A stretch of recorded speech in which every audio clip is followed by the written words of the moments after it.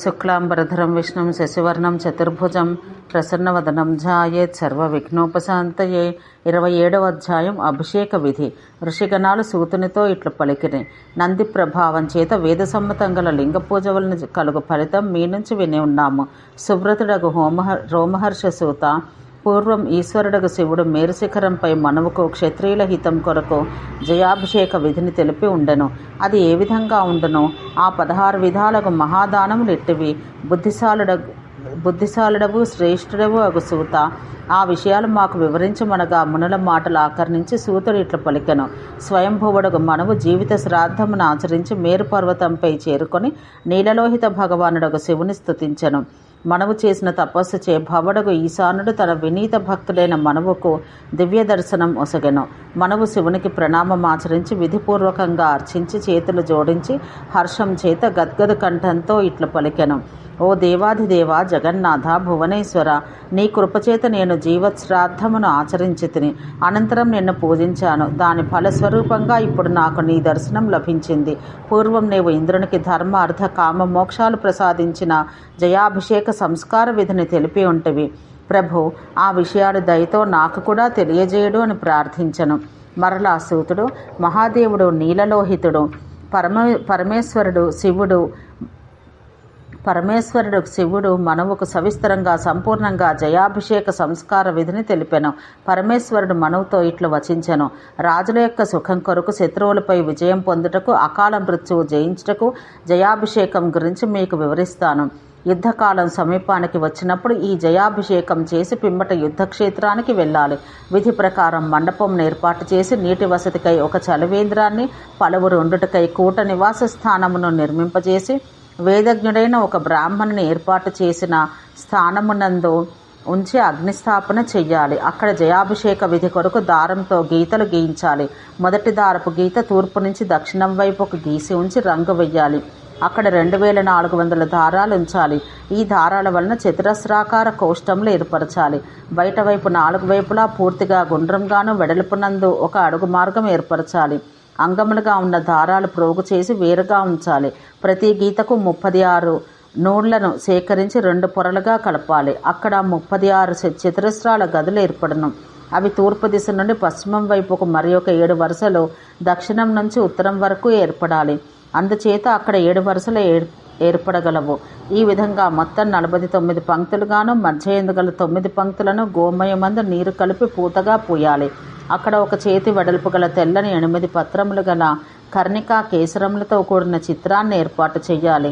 8 అంగుళాల పొడవు బంగారంతో సమానమైన మెరుపుగల కర్ణికగాను 4 అంగుళాల పొడవైన కేసరాలను చిత్రింపవలెను.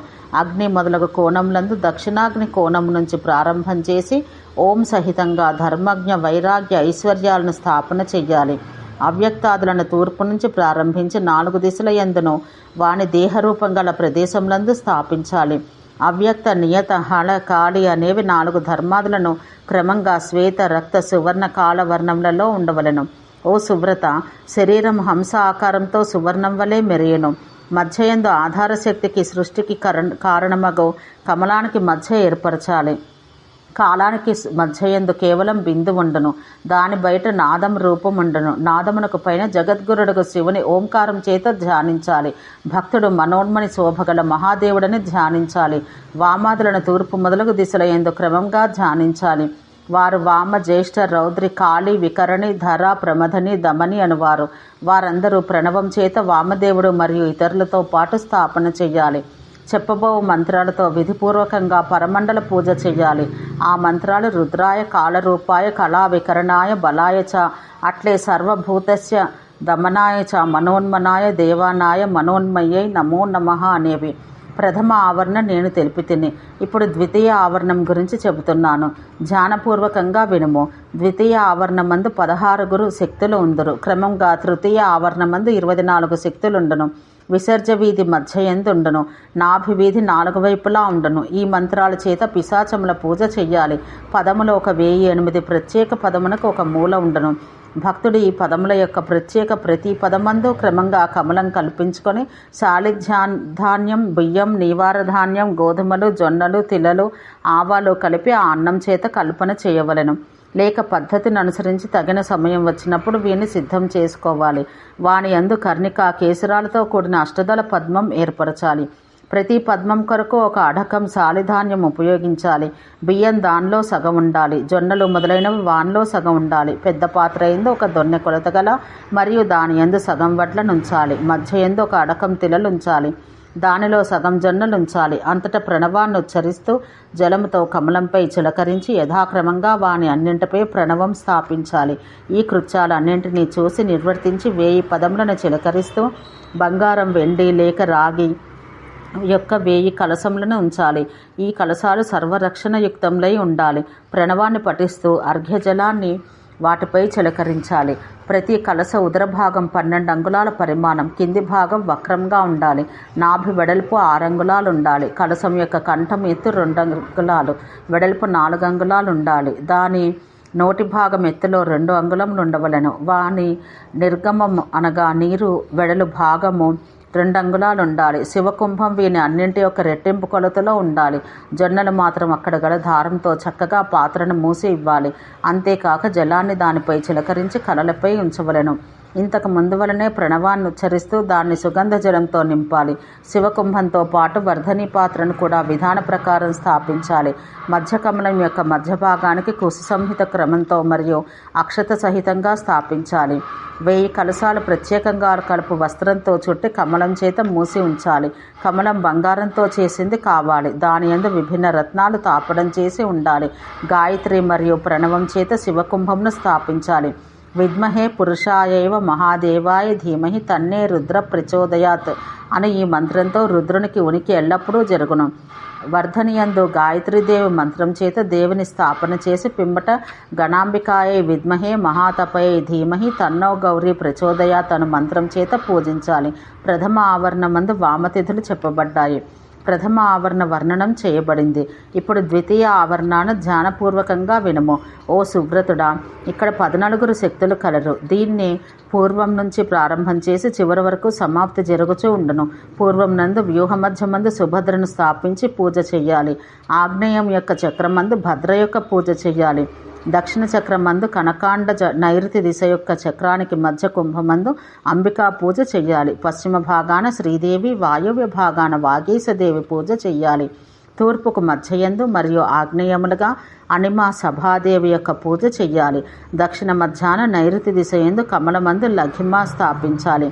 దక్షిణాన నైరుతి మరియు పశ్చిమము మధ్యలందు లఘిమను పూజించాలి. ప్రాప్తి యొక్క పూజ పశ్చిమం, నైరుతి రెండింటి మధ్య చెయ్యాలి. పశ్చిమం మరియు వాయువ్య మూలముల కమలంపై ప్రాకామ్యాన్ని స్థాపించాలి. ఉత్తర దిశ మరియు వాయువ్య మూల నుంచి ఈశిత్వాన్ని స్థాపించాలి మరియు పూజ చెయ్యాలి. ఉత్తరము ఈశాన్యముల మధ్య వసిత్వాన్ని స్థాపించి పూజను ఆచరించాలి. పూర్వ దిశ మరియు ఈశాన్య దిశల మందు కామావసాయకను పూజించాలి. ఈ విధంగా ద్వితీయ ఆవరణం వివరించబడింది.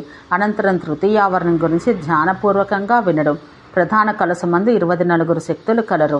వ్యూహ మధ్యమందు పూర్వం వలనే విధిపూర్వకంగా వారికి పూజను ఆచరించాలి. దీక్ష, దీక్షాయిక, చండాంశ నాయిక, సుమతీత్యాల గోపాయికాల పూజ ఆచరించాలి. అంతటా భక్తుడు నందనందాయి, పితామహాయులను తూర్పు దిశ నుంచి ప్రారంభించి క్రమంగా స్థాపించి వారిని పూజించి సౌభద్ర ప్రథమ ఆవరణ వ్యూహం వరకు పోయి అష్టశక్తులను పూర్వ దిశ నుంచి ప్రారంభించి స్థాపించాలి.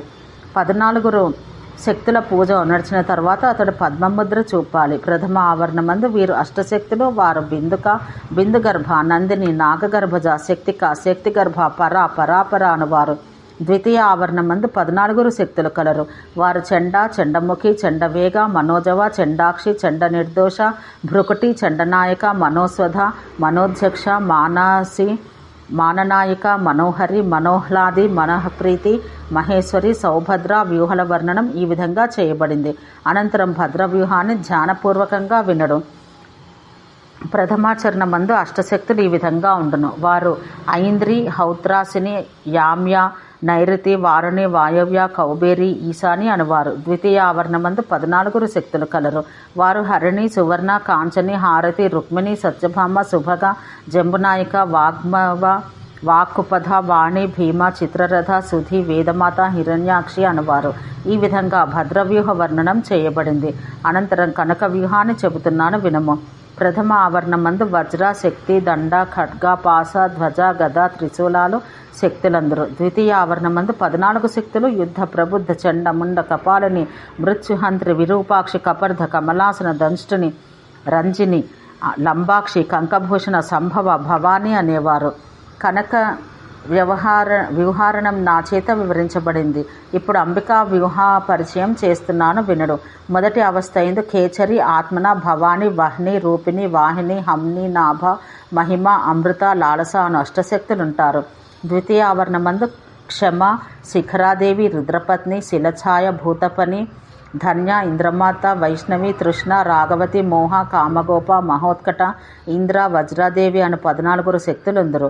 ఇట్టి అంబికా వ్యూహం నాచే తెలుపబడింది. శుభ్రత.